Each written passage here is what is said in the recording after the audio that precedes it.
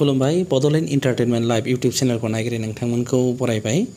दिनै दुलाराय बर' फरायसा आफादा चिरां जिल्लानि रौमारिनिफ्राय सुबुं सांग्रांथि रेलि एबा सुबुं सांग्रांथि बाइक रेलिखौ दिहुनदों आरो दा नै बाइक रेलिनि नुथायखौ नोंथांमोना नुगासिनो दङ बड'लेण्ड एन्टारटेनमेन्ट लाइभ इउटुब चेनेलाव।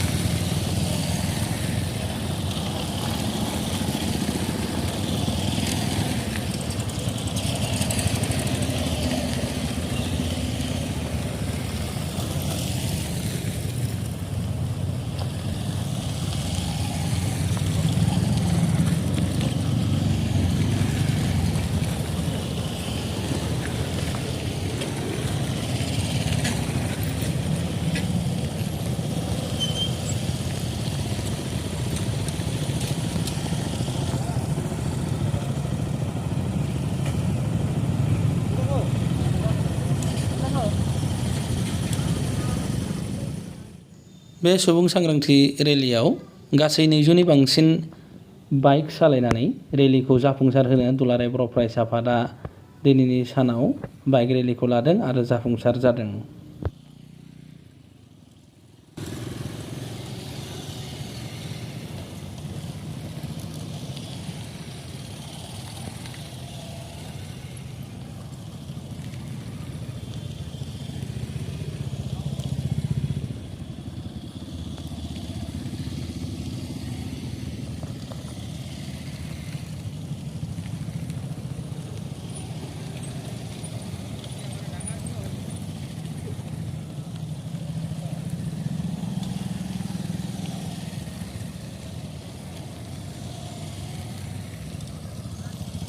नोंथांमोना बड'लेण्ड एन्टारटेनमेन्ट लाइभ चेनेलखौ साबस्क्राइब खालाम, शेयार खालाम आरो लाइक खालाम।